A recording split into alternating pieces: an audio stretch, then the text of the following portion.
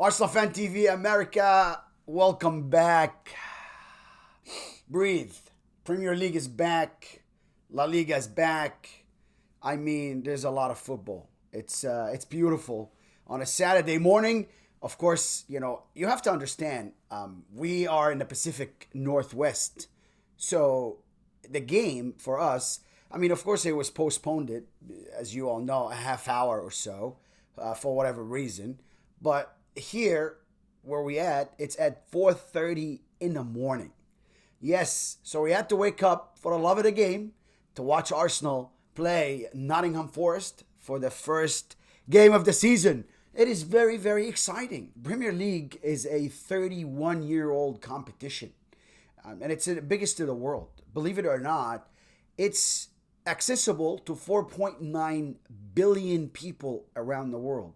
It's the most watched sports competition in the whole entire world. Unbelievable. So Arsenal is back, everybody, and it's excitement, of course, because, hey, we've got Declan Rice, we've got Kai Havertz, we've got Jurrien Timber. So we've got a semi-newer team. Last season, if you want to compare, we didn't have these players with us. And if you want to compare how we started, it's a bit different. Or Mikel Arteta made it different. Why? So let me start by talking about the lineups, of course. So in the back, Ramsdale. David Raya is not an Arsenal player yet. He's going to be on loan. And that's what they're negotiating. And that's what they're trying to reach an agreement. So it's not said and done yet. However, we saw our second goalkeeper from last season, Matt Turner. Now the American, unfortunately, left the club. I liked Matt. He was not a bad goalkeeper. But he did leave us and he went to Nottingham Forest. We played him today. Sorry, Matt. You had to, of course, lose for Arsenal. And let's go back to how we started. We started with a weird combination in the back. We started with four on paper again, which was Thomas Partey in the right back position. Next to him was Ben White. William Saliba took Gabriel's place. Gabriel started last season. Next to him was Jurrien Timber. Now, we saw the last game out how Jurrien Timber, it was a friendly, of course, but we saw when Jurrien Timber played a couple of friendly games that he was really a very, very good player. Unfortunately, today he went out injured, so hopefully nothing bad. He had to be substituted, and Tomiyasu, second half, came in for the injured Timber, unfortunately, but I thought he had a great game till he went out. In front of these four, we had Declan Rice as a holding midfielder, as a one holding midfielder. Again, we spoke about that, if you remember. If we're going forward against City or Chelsea or Man United or Liverpool or, top six, then what do we do? Or now Newcastle, of course. We have two holding midfielders. So I would love to see both. And we saw that in, a Barcelona game where Declan Rice and Thomas Partey sat together as two holding midfielders, and then on top of them was Martin Odegaard. But today we saw one holding midfielder, Declan Rice. In front of him was, to the right, our captain, Martin Odegaard, number 8. And then next to him was our new signing, Kai Havertz, number 29, which of course 65 million from Chelsea, and Declan Rice, 129 million. Astronomical numbers. Let's go to the front, to the left. Martinelli, the unstoppable Martinelli. He showed us how and why he is the best player in Arsenal currently. He's unbelievable. He's got the whole nine, the trickery. He's got the quickness. He's got the awareness. He's got the pressure, the quick pressure. So that's a complete footballer. You want, someone like him on your team. Absolutely joy to watch Martinelli. And then through the middle was Eddie Nketiah. Welcome back, Eddie, to the front line. Gabby Jesus is out, as we all know. To the right was Bukayo Saka. Now, before I go on and talk about the game also, I want to touch on how they started on paper. On paper, you see Nottingham Forest starting a 3-5-2 formation. Didn't happen. Because they were always standing as 5 in the back. So that's a 5, maybe 5-3-2. But even the 3 and 2 didn't happen because they were 5, 4, and 1. And most of the time, that one would run by themselves because Arsenal had ball the whole entire game. Now, yes, we had lots of possession. At some point, I recall seeing 300 and some 50 some odd passes for Arsenal versus 40 some odd passes for Nottingham Forest. 85% Arsenal had ball position at some point. And after the game was done, concluded 79% for Arsenal ball position versus, of course, 21% or 196 passes for them. And we ended up with 763 passes. We kept the ball for the whole entire game. However, keeping the ball is great because you prevent the other team from scoring. But there was one mistake by us that caused them to score. So when you have the ball this much, you still have zero margin for errors. It doesn't matter now how much you have the ball. What matters the most is the less mistakes you do as a team. So the less mistakes you do, the less goals you concede, right? Arsenal had the ball, but didn't seem like they were going to do something with it most, if not all the time. Before we talk, about the game and how it went, let's talk about the goals. First half, Martinelli up front on the left-hand side, you could see how lethal he was. You could see how powerful he ran at Sergio Aurier the whole time. Of course, Aurier is a ex-Tottenham player, so there is a bit of, animosity here between these two, and they were going at it. But great football we saw. But of course, Martinelli won all day, every day. And comes to the 26th minute, he does this beautiful, take and turn and pass with the back heel to split two players going from the left-hand side, where he actually recovered the ball, headed down, headed to the left side to try to get an opening. Didn't see any, but saw Eddie Nketiah. Made that beautiful move, back-heeled it to Eddie, that just tick, tick, and bam, like we coach or teach the children. That's football. That is fundamentals. You just 2 touches and you score, or you take a shot. Eddie Nketiah took a great shot, pulled back shot, and was able to, thread it between the legs of the defender and between Matt Turner's hand and leg to go in for the first goal for Arsenal Football Club. And then the Emirates Stadium erupted. And it was really good to see the first goal from Nketiah. No matter how Arsenal played before that, we were waiting to that goal, and we got it. And again, after the goal, same thing happened. Arsenal would keep the ball for a long time, but I didn't think that Kai Havertz involved himself a little bit, involved himself a lot. I think he was shy from the ball. I mean, he did his duties, but with no creativity, for the lack of better words. He wasn't, available for Martinelli. He tried to pass the ball to him a 3 times, to Martinelli on the, left-hand side, but it didn't go through. Lots of giveaways by Kai Havertz. I didn't, particularly focus on that because it's his first game. I didn't focus only on the negatives. I focused on him being a big guy in the middle. I focused on him winning the battles or helping Declan Rice or being right back behind him to win some of the battles. So I like that partnership. But again, I think we should expect more from Kai Havertz in the upcoming games. And I think we're going to see him also play different. Because again, that's a player that you could switch him, switch where he plays, which what Mikel Arteta, of course, did. He took him from the midfield to attacker in the second half. So, of course, unfortunately, we had to see Jurrien Timber go out, and that was the first substitute. Comes Tomiyasu to replace him. Again, I don't know what Kieran Tierney has done in his life to upset Mikel Arteta that much. You got to play the man. He is a good player. He's a good left back. He's got a good left foot. But hey, listen, you're going to tell me you're not in training.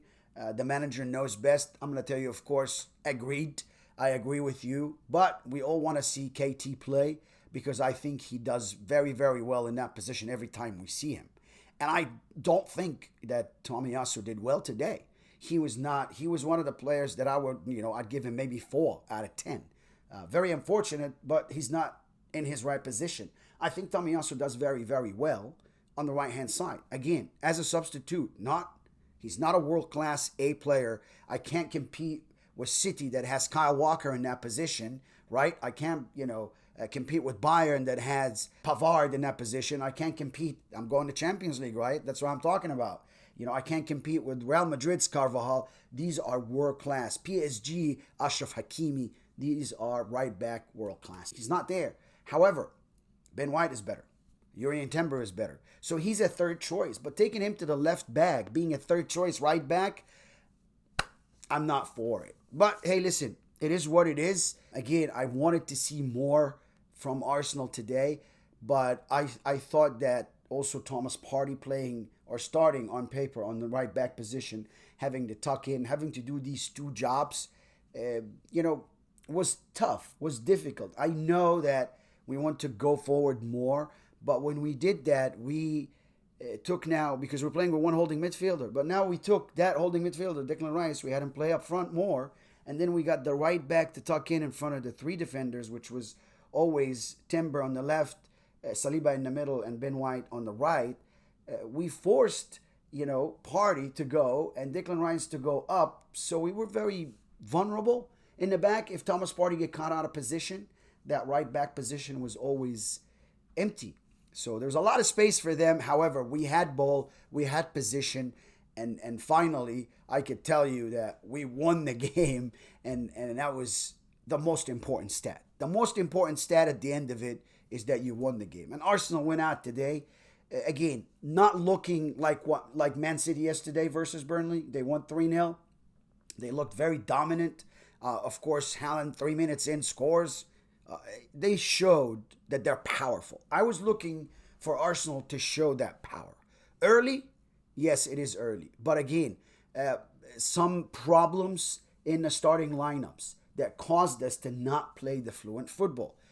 We have to also look at these things that caused us not to excel like Man City or play that beautiful, football that they played yesterday in front of Burnley, or have that domination, or show that, hey, listen, we're really serious about Premier League.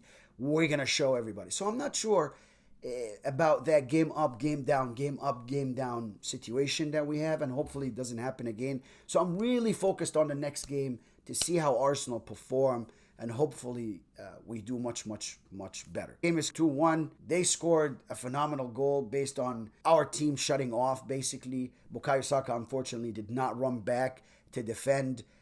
And also Trossard stopped at the right of the 18. I don't know why they stopped both of them to watch Nottingham Forrest score. I don't know why they stopped, to be honest with you. It was weird defending by Arsenal, and they stole a goal from us, and it wasn't looking good in the last 10 minutes. Let's just put it this way, because now we know the rules have changed. You can't waste time anymore. It's going to be added at the end of the game. Even goals are added at the end of the game. A minute in Spain and 45 seconds added to each goal in England. So now the rules have changed. So we have to adapt. It is what it is. The ref is the ref, and it's not going to change. It's just the rules change, but still the human being mistakes. And I'm going to tell you the biggest mistake I saw in this game. Bukayo Saka is getting stepped on.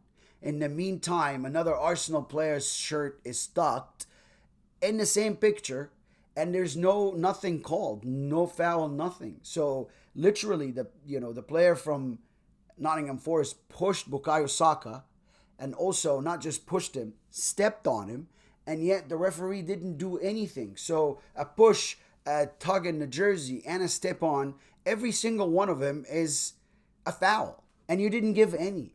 And now maybe Michael Oliver didn't see it. He's a human being. I totally understand. If there was a single referee operation, I will tell you, yeah, he didn't see it. We got to give him the benefit of the doubt. But how about them VAR people sitting up there, 3 or more people, looking at the game, looking at every angle? Can't they just tell him, hey, by the way, you didn't see this, but you ought to give it? Because billions of people saw Bukayo Saka getting stepped on. Same thing I talked about last season. If you've been watching our, episodes all season, last season, specifically this young man gets hit a lot. He's a strong guy. He gets up, he tries to go, but gets hit a lot, gets pushed a lot, and the referee does not give it. We're just asking you, to change one rule, the fairness rule. Be fair with everybody. Be fair at every game. There's no reason for the referees to be inconsistent. There's no reason for the referees to give certain calls to certain teams. There's no reason for the referees to treat certain players different. Nope, they're all the same, and you should. The game has rules. You should just follow the rules every time you're trying to ref the game. I know I seem frustrated because I am. See a young man getting stepped on like that, nobody's acting on it, not even a single foul, nobody even talked to the player about it, so we let it go. We let our children on TV see that at home and tell them it's okay because humans, some human beings called VAR choose not to see it. It's just something that to me is unacceptable. However, back to the game. Arsenal won. Congratulations, you Gunners. I know you've been waiting for it. We're going to go to our annoying rivalry and their captain's departure. As you all know, it's talked about everywhere in the world that Harry Kane left Tottenham for some 112 or 114 million dollars to go where? To Bayern Munich. Well, guess what? His first game, his first debut was at the beginning of the second half of the German Super Cup, which is the winner of the league, playing the winner of the cup in Germany. And RB Leipzig was actually the winning team in this very game. Yep. RB Leipzig won 3-0 against Harry Kane and his Bayern Munich now, or Bayern Munich and their new Harry Kane signing. Most overrated player I've ever heard of, to me. However, I don't watch him enough with Tottenham to also judge him. Based on him playing on Tottenham, I didn't really like him. Well, listen, tough stuff for Harry Kane. His first game wasn't, what he wanted. Let's just put it this way. Or what Bayern Munich wanted. But I don't know if Thomas Tuchel is doing a good job at Bayern Munich. He's still having a lot of problems. You could see him on the bench. You could see his body language. You could see that players are not happy. You could see Kimmich's way of change. You could see Krotzke being outside. He's not happy. You could see the players, and you can feel there's something in Bayern Munich that is not right. I don't know if the addition of Harry Kane will solve these problems. I don't know if the addition of any players would solve these problems. However, it is what it is. Let's go to La Liga. What happened? Real Madrid, they came in today and said, okay, Barcelona, we're back in it, and we're going to show you some strength. So they took on Athletic Club, and they won 2-0 in such a game that you got to really watch. It was a very strong game. I enjoyed very, very much. And last but not least, let's go to Ligue 1, which is the French Premier League, the French Ligue 1. Hey, PSG played today and 0-0. That's how the game's finished. But nobody's looking at that. Everybody's looking at what? PSG that started last year with Messi, Mbappe, and Neymar. Guess what? The three superstars didn't start. One of them is at Inter Miami, scoring every single goal. Of course, we know the big story in the States, here in the U.S., about Messi and what he's doing for Miami since he started playing and attracting players already like Sergio Busquets, Jordi Alba. He's changing soccer or football in America. And the second one, Kylian Mbappe, that has the biggest problems I have ever heard of between a player and a club, him and PSG. He wants to cash on his money that they promised him, but they kind of put it as bait or put it for him as, hey, listen, you know what, we're just going to show him this, but he probably is not going to leave us. But he said, no, I'm going to leave, and I want what's written in the contract, and that's his right. So he's not even training with them. Kylian Mbappe is training by himself. He's training away from PSG. Very, very difficult situation. Didn't want to go to Saudi Arabia. Everybody's saying that he's going to just wait, allow someone else to win the Ballon d'Or this year, and he's going to go to Real Madrid next after his PSG contract expire. Hey, listen, we don't know. Lots of speculation. They offered him millions, billions of dollars, but it seems like Kylian Mbappe has something in his head that he wants to do that no one knows other than Kylian Mbappe. So good for him. But the third one that's still with the club, which is Neymar. Neymar wasn't playing. Neymar wasn't in the substitutes. That's the biggest question. Where is Neymar going next? You think he's going to go to Saudi? I'm not sure that anybody can afford paying Neymar $1.2 million a week. That's what he makes in PSG. So he makes half of that, which is 600,000 cash, because of course the taxation, which is 50% in France. So who's going to pay him even 600, even 400? We don't know. Neymar had a lot of problems and lots of injury problems, last couple of 3 seasons, whether it was with Brazil or it was on, club level with PSG. So I'm not sure anyone would be looking. Yeah, of course, there is rumors that he's linked to Man United, to Chelsea. Chelsea wants to still splash the cash. They have a lot of money. It seems like they're buying anyone and everyone and anyone and everything. Even Caicedo, because of the amount of money they threw at him, he refused to go to Liverpool. Refused. Caicedo, which was our target from Brighton, refused to go to Liverpool. That paid 129 million euros or offered 129 million euros, and Brighton agreed to it. But the player said no. What is going on in the transfer market? Hey, listen, we see something new every day. World of football is changing every day. Teams are changing every day. Players are changing every day. It's something very exciting for all of us to follow and talk about. Thank you, you Gunners, for winning. It was a great Saturday here in the Northwest. It was a great Saturday everywhere in the world for all the football fans and all the soccer fans in the US and in the world. What a day today. Enjoyed every bit of it. Next for us would be Crystal Palace away. Of course, we all know that is a London derby, and we're going to be playing at their stadium. We're going to play that game Monday Night Football, so it's going to be at 12 o'clock our time. Thank you for playing late to make up for this 4:30 game. So Monday, the 21st of August, that's our next game versus Crystal Palace. Again, it's a London derby. We need to win it. We need to win it because all these games right now in the beginning are going to help you when it really, really matters at the end. And we know that Arsenal last year started very, very well. So we are looking to do the same, or we're expecting from Arsenal to do the same and start very, very strong. Right now, we learned from all seasons prior that these games, like this game away to Crystal Palace, these games are very important to Arsenal. Nottingham Forrest, we got to beat them. Crystal Palace, you got to beat them. You got to beat, all these teams because when you meet the top 6, it's going to be a challenge. When you meet Manchester United, Chelsea, City, Liverpool, everybody now is showing Newcastle. Everybody's showing muscles. And of course, you have Tottenham. Again, we felt short last year, and we don't want to do that again. Thank you so much for watching, and I'll see you later.